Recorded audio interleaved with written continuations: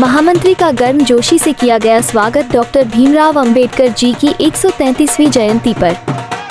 All India SC ST railway employees association शाखा train set Shakarpur Basti ने मुख्य अतिथि अशोक कुमार राष्ट्रीय महामंत्री किया गर्मजोशी से स्वागत। प्रताप सिंह डिवीजन सचिव आर.के. पोरियार, पूर्व कमिश्नर अधिवक्ता रजत, कलेक्शन अधिवक्ता Monika Singh, high court program की अध्यक्षता समर्थ सिंह, वरिष्ठ मंडल यांत्रिक अभियंता ट्रेन सेट मंच का संचालन ब्रांच सेक्रेटरी सत्यवान, बहुजन गायक प्रीतम नेहरा।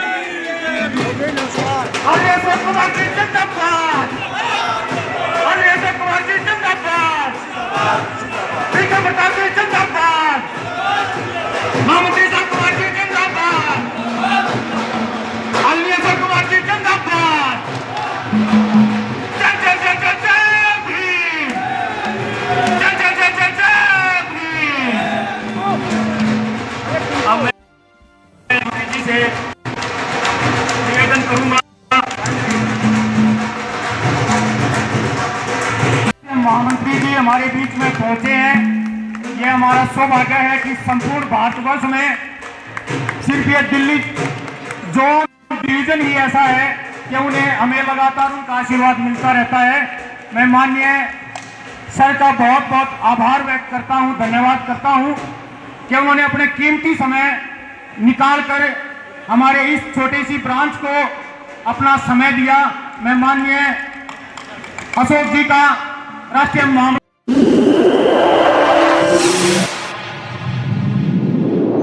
इस न्यूज चैनल पर जो भी वक्ता ने कहा वो उसकी अपनी राय है, जिसकी पुष्टि नेशन न्यूज इंडिया नहीं करता। धन्यवाद। सबसे पहले बोधिसत्व भारत रत्न बाबा साहेब डॉक्टर भीमराव अंबेडकर को कोटि कोटि नमन करते हुए मंच पर बैठे हुए हमारे all India SC ST railway employee association के मंडल मंत्री भाई प्रताप सिंह जी, मंच पर बैठे हुए हमारे बहुत सारे जाने पहचाने साथी, सोनीपत में भी कई बार मुलाकात हुई है, सभी सम्मानित अतिथिगण, आदरणीय वकील साहब जो हांसी से आए हुए हैं, उपस्थित सभी मेरे कर्मचारी साथियों, भाइयों और बहनों, हमारे पुराने साथी भी आज हमारे बीच में हैं। आदरणीय भाई प्रीतम सिंह बौद्ध जी एवं उनकी टीम रागनी के माध्यम से आपको बाबा साहब डॉक्टर भीमराव अंबेडकर के जीवन परिचय से अवगत करा रहे थे और सभी all India SC ST railway employee association के सकूर बस्ती डीजल सेट के भाई सत्यवान जी की साथ मिलकर काम कर रहे सभी सम्मानित साथीगण, हमारी स्टेशन ब्रांच से आए हुए दलवीर जी एवं उनके साथीगण और सभी मेरे कर्मचारी भाई और बहनों, आज हम लोग बाबा साहेब डॉक्टर भीमराव अंबेडकर का 133वां जन्म दिवस पर उनको याद करने के लिए, उनके किए गए कार्यों के लिए इस सकूर बस्ती डीजल शेड में एकत्रित हुए हैं। मुझसे पहले भी मेरे पूर्व वक्ताओं ने बाबा साहेब डॉक्टर भीमराव अंबेडकर के बारे में बहुत सारी चर्चाएं की, जन्म से लेकर परिनिर्माण तक उनके किए गए कार्यों पर विशेष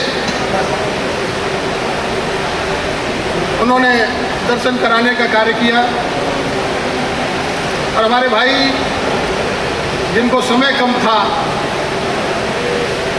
बड़ी अच्छी बाबा साहब के बारे में कि किस तरीके से हमें बाबा साहेब डॉक्टर भीमराव अम्बेडकर ने अधिकार दिलाने में संघर्ष किया। दोस्तों, बाबा साहेब डॉक्टर भीमराव अम्बेडकर का जन्म उस समय हुआ था जब इस देश के अंदर एक बहुसंख्यक समाज, जिसको चलने की आज़ादी नहीं थी, सार्वजनिक स्थान पर साफ सुथरे कपड़े पहनने का अधिकार नहीं था, मरे हुए जानवरों का मांस खाने के लिए मजबूर किया जाता था, और एक इस देश की बहुत बड़ी आबादी, हमारी माताएं और बहनें बेटियां, जिनको समाज से भी बदतर समझा जाता था, ऐसे समय में बाबा साहब डॉक्टर भीमराव अम्बेडकर ने जन्म लिया। और आप पढ़ते होंगे बाबा साहब डॉक्टर भीमराव अम्बेडकर के बारे में। मेरे पूर्व वक्ताओं ने बताया भी, बाबा साहब ने अपनी पढ़ाई एल्फिलिस्टन से लेकर के अमेरिका के कोलंबिया विश्वविद्यालय, उसके बाद में लंदन के ग्रेनिट यूनिवर्सिटी में लॉ की degree, London school of economics and political sciences में अर्थशास्त्र, समाजशास्त्र, बहुत सारे विषयों में डिग्री हासिल करके जर्मनी में उन्हें संस्कृत की पढ़ाई पढ़ी और वहां पर भी अर्थशास्त्र और समाजशास्त्र की डिग्रियां हासिल की। जिस बालक को इस देश के अंदर संस्कृत न पढ़ने दिया गया हो, क्योंकि बाबा साहब डॉक्टर भीमराव अम्बेडकर की प्रबल इच्छा थी कि मैं संस्कृत पढ़ूं, लेकिन उस समय मात्र संस्कृत पढ़ने का अधिकार केवल एक वर्ग को दिया गया था, एक जाति और एक धर्म के लोगों को दिया गया था। बाबा साहब को मजबूरन मराठी सब्जेक्ट लेकर के मैट्रिक पास करना पड़ा। उन बाबा साहब ने जर्मनी में जाकर के न केवल संस्कृत पढ़ी, 2 हफ्ते के अंदर संस्कृत के इतने प्रकांड पंडित बन गए कि जर्मनी में उन्होंने संस्कृत पढ़ाने का काम किया यूनिवर्सिटी के अंदर। और बड़ी लगन और मेहनत के साथ जब बाबा साहब डॉक्टर भीमराव अम्बेडकर ने 32 डिग्रियां हासिल की, 4 डिप्लोमा किए और 9 भाषाओं का ज्ञान अर्जित किया, बहुत सारी मेहनत की बाबा साहब डॉक्टर भीमराव अम्बेडकर ने। उनको बहुत बड़ा गर्व था इस बात का कि मैं इस देश में पहला व्यक्ति हूं जिसने पीएचडी की डिग्री हासिल की और जिसके पास इतनी डिग्रियां हैं। और जैसा कि मेरे पूर्व वक्ता मंडल मंत्री ने बोला कि महाराजा बड़ौदा के छात्रवृत्ति के आधार पर उनको अमेरिका भेजा गया, डिग्री हासिल की और एक करार हुआ कि जब आप वापस आएंगे पढ़ने के बाद तो महाराजा बड़ौदा के यहाँ रियासत में हम नौकरी करेंगे। उन्हें बड़ा गर्व महसूस हो रहा था कि जिस देश में मुझे इतना प्रताड़ित किया गया, पढ़ाई से वंचित रखा गया, आज मुझे महाराजा की सेवा करने का मौका मिलेगा। वो जब बड़ौदा आए और बड़ौदा जब नौकरी करने के लिए गए तो जिस हॉल में उनकी कुर्सी और मेज डाली गई थी और जहां से बाबा साहब डॉक्टर भीमराव अम्बेडकर निकले, उस जगह को गौमूत्र से धोया गया, चपरासी फाइल फेंक के दिया करता था।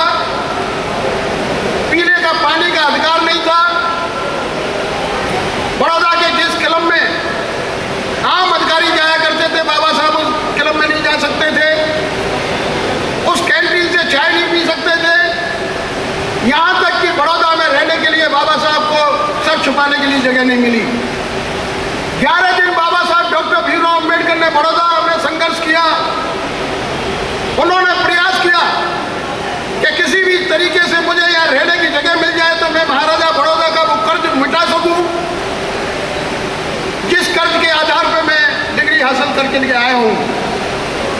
लेकिन उनको जगह नहीं मिली। अंत में उनको अपमानित करके बड़ौदा से निकाला गया।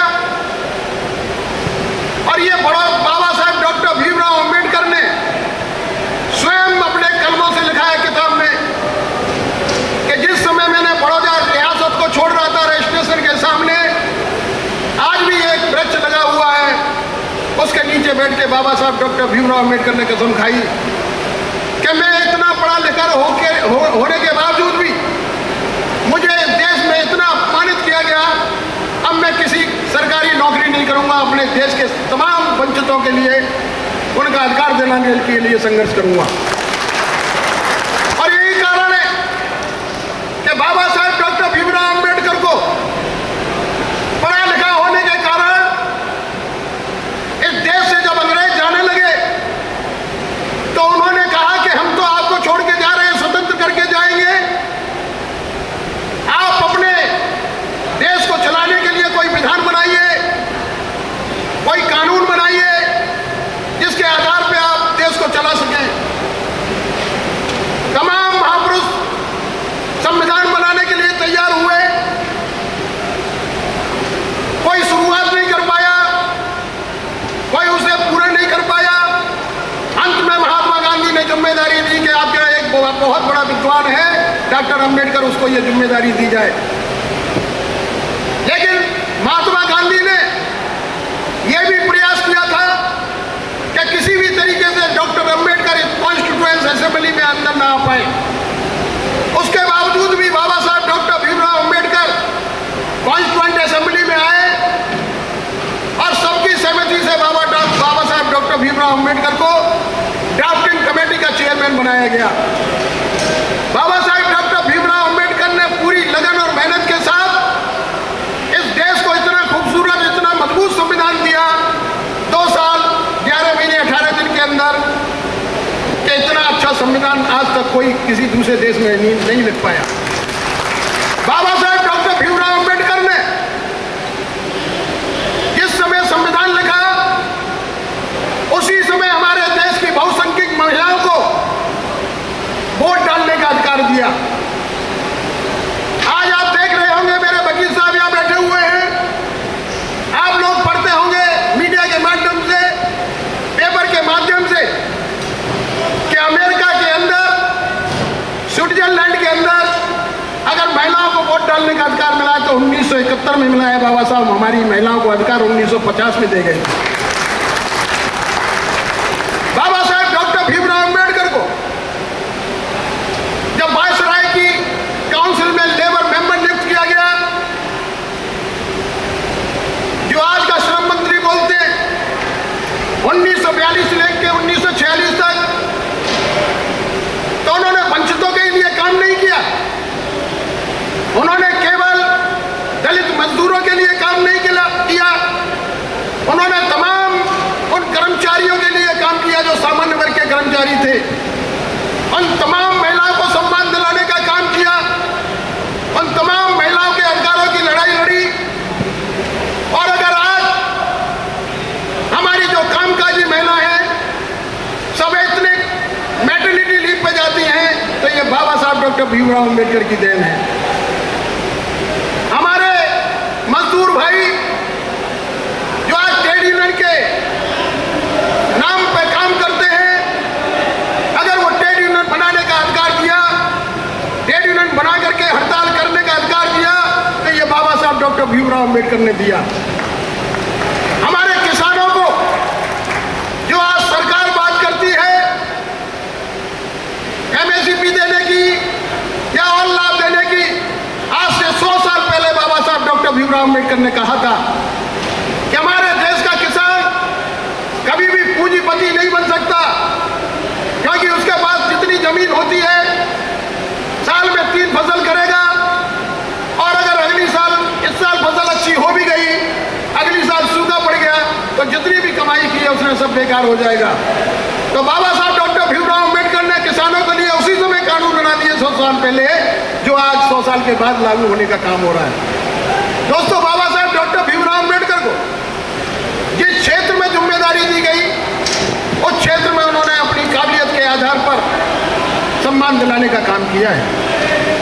बाबा साहब डॉक्टर भीमराव अम्बेडकर का जन्म, जैसा कि आप सभी को पता है, 1891 मऊ छावनी में हुआ था, जो मध्य प्रदेश में है। 5 साल की उम्र में उनके पिताजी जो सूबेदार थे अंग्रेजों की सेना में, वो रिटायर हो गए और रिटायर होने के बाद में वो महाराष्ट्र अपने गांव चले गए। हर माँ बाप की इच्छा होती है कि मेरा बेटा पढ़े, मेरा बालक पढ़े और शिक्षा ग्रहण करने के बाद में एक अच्छी नौकरी करे। उनके पिताजी उन्हें दाखिला कराने के लिए ले गए, उन्हें दाखिला नहीं मिला क्योंकि वो अंग्रेजी की सेना में सूबेदार रहे थे, कानून का थोड़ा बहुत पता था। उस कानून के आधार पर एक स्कूल में दाखिला लेने को तैयार हुए हेडमास्टर। जैसा कि मेरे वकील साहब ने बोला, बाबा साहब डॉक्टर भीमराव अम्बेडकर को एक शर्त में दाखिला मिला कि बालक अगर पढ़ने के लिए आएगा तो बैठने के लिए अपने घर से टाट लेकर के आएगा। ये बालक अगर पढ़ने के लिए आएगा तो क्लास में आम बच्चों के साथ नहीं बैठेगा, बाहर बैठ के पढ़ेगा। ये अगर बालक पढ़ने के लिए आएगा तो ये आम बच्चों के साथ खेलेगा नहीं, ये सार्वजनिक नल से पानी नहीं पिएगा। आपने देखा होगा कि बाबा साहब डॉक्टर भीमराव अम्बेडकर पूरे दिन प्यासे रहते थे और उस छोटी सी उम्र में ही उन्हें यह महसूस हो गया था कि अगर मुझे मौका मिला, मैं पढ़ लिख करके इतना बड़ा आदमी बनूंगा कि इस देश में पानी के लिए संघर्ष करूंगा और हर आदमी के लिए, हर इंसान के लिए बिना किसी कास्ट एंड किस्म के मैं पानी पिलाने का काम करूंगा। तो आज जो हम लोगों को पानी पीने का अधिकार दिया है, हमारी बहन बेटियों के लिए जो बाबा साहब डॉक्टर भीमराव अम्बेडकर ने अधिकार दिया, उन्हें जब कानून मंत्री बनाया गया तो उन्होंने हिंदू कोड बिल की प्रस्तावना की। उससे पहले हमारी बेटियों को, हमारी बहुओं को, हमारी माताओं बहनों को पिता की प्रॉपर्टी में कोई हिस्सेदारी नहीं थी बेटी के लिए। अगर बेटी विधवा हो जाए तो पुनर्विवाह नहीं कर सकती थी। अगर बेटी का बच्चा ना हो तो बच्चा गोद नहीं ले सकती थी। बहुत सारे कानून बाबा साहब डॉक्टर भीमराव अम्बेडकर ने महिलाओं के लिए बनाए, लेकिन वो कानून उस समय की तत्कालीन सरकार पास नहीं कर पाई क्योंकि वो इंटरिम सरकार थी, पूर्ण बहुमत की सरकार नहीं थी। और वही कानून बाबा साहब डॉक्टर भीमराव अम्बेडकर ने जब हिंदू कोड बिल के माध्यम से पेश की और वो पास नहीं हो पाए तो बाबा साहब डॉक्टर भीमराव अम्बेडकर ने मंत्रिपरिषद से त्याग पत्र दे दिया। और जब पूर्ण बहुमत की सरकार बनी पंडित जवाहरलाल नेहरू की, तो ये बाबा साहब की बहुत बड़ी जीत थी कि वही कानून 4 भागों में बांटे गए। चाहे वो हिंदू मैरिज एक्ट हो 1956, चाहे वो हिंदू एडॉप्शन एक्ट हो, चाहे हिंदू रीमैरिज एक्ट हो, वकील साहब ज्यादा जानते हैं, वो उसके बाद में पास कराए गए। आज हमारी तमाम महिलाओं को अगर एजुकेशन लेने का लाभ मिला है, उनको घर से निकलने का मौका मिला है। और बहुत सारी महिलाएं जब हमारी काम पर जाती हैं, और मैं तो तमाम अपनी बहन बेटियों को कहूंगा कि अपने घर में बाबा साहब डॉक्टर भीमराव अम्बेडकर की तस्वीर जरूर लगाएं, उस महापुरुष को याद करें और जब सुबह उठें और अपने स्कूल जाएं, अपने ऑफिस जाएं, तो बाबा साहब डॉक्टर भीमराव अम्बेडकर को धन्यवाद जरूर देना कि बाबा डॉक्टर भीमराव अम्बेडकर, अगर आज मैं ऑफिस जा रही हूं तो तेरी बदौलत है, ये तूने मुझे अधिकार दिया है। अगर आज मुझे आरओ का पानी पीने को मिल रहा है कि बाबा साहब डॉक्टर भीमराव अम्बेडकर, बहुत बहुत धन्यवाद, आज मैं आरओ का पानी पी रही हूँ। बाबा साहब डॉक्टर भीमराव अम्बेडकर, तेरा बहुत बहुत धन्यवाद। अगर आज मैं स्कूल जा रही हूँ तो ये तुम्हारी बदौलत है, तुमने मुझे पढ़ने का अधिकार दिया। ये बाबा साहब डॉक्टर भीमराव अम्बेडकर ने आपको अधिकार दिया। दोस्तों, बहुत सारी ऐसी काम बाबा साहब डॉक्टर भीमराव अम्बेडकर ने केवल वंचितों को न्याय दिलाने के लिए या उनको मुख्य धारा में लाने के लिए या उनको मजबूत करने के लिए काम नहीं किया। उन्होंने तमाम समाज के लोगों को, तमाम धर्म और जाति के लोगों को, जबकि उनके साथ भेदभाव हुआ, उस भेदभाव के बावजूद भी उनके अंदर कोई वैमनस्यता नहीं थी। वो समतामूलक समाज की स्थापना करना चाहते थे।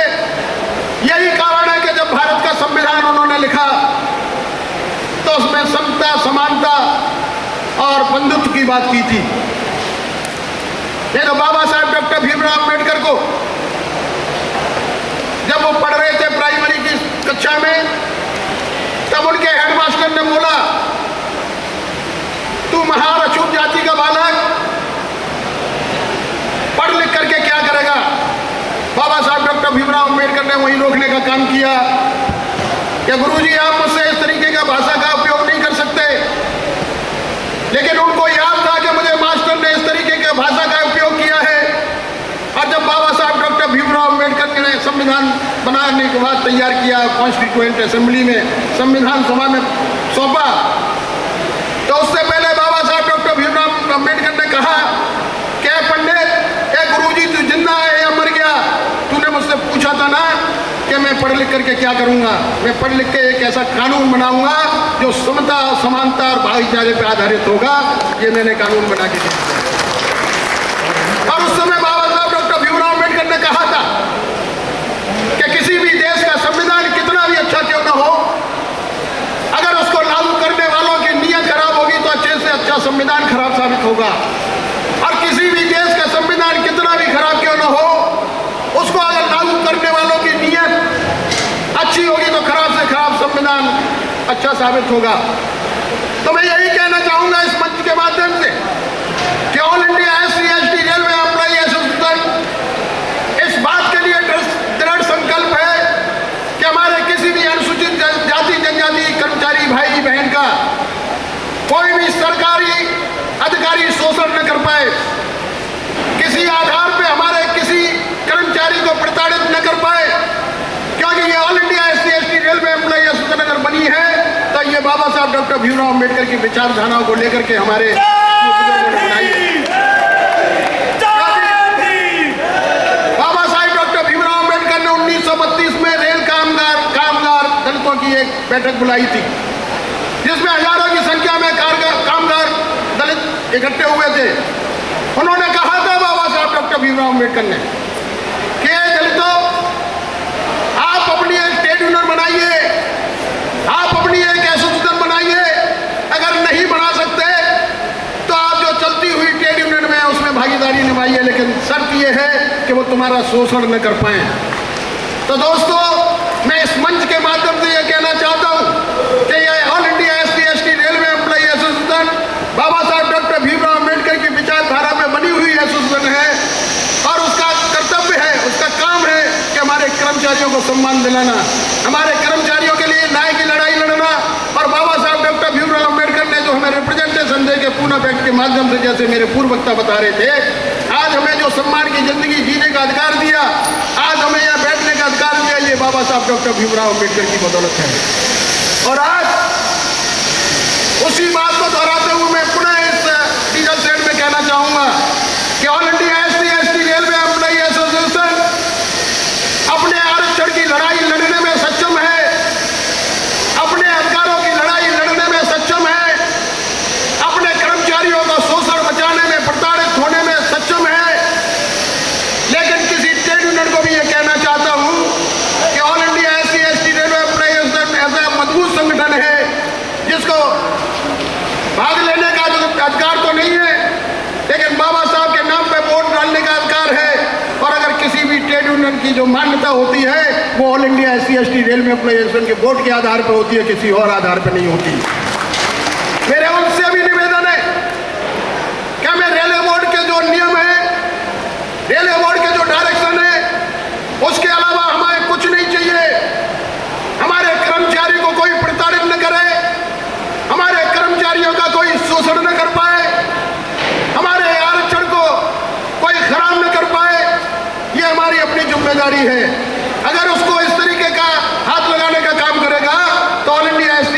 एम्प्लॉय सक्षम है, क्या उसके साथ भी वही व्यवहार किया जाएगा जो ऐसे लोगों के साथ किया जाता है। मैं ज़्यादा बात न करते हुए मैं सिर्फ धन्यवाद देना चाहूँगा यहाँ की कमेटी का, खास करके सत्यवान जी का, कि आप लोगों ने मुझे आमंत्रित किया, मैं आपके बीच में आया।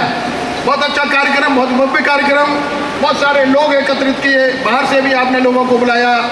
मैं बहुत बहुत साधुवाद करता हूँ आपको, और ख़ास करके प्रीतम बौद्ध जी जो हमारे पुराने साथी हैं, इन्होंने राजनीति के माध्यम से पहले भी बहुत सारी बाबा साहब डॉक्टर भीमराव अम्बेडकर के जीवन के बारे में बताया है। मैं तो 10 साल से इनके मतलब राजनीति सुनता चला आ रहा हूँ। और मंच पर बैठे हुए हमारे सम्मानित वकील साहब और टैक्स ऑफिसर साहब, आप सभी लोगों का बहुत बहुत धन्यवाद।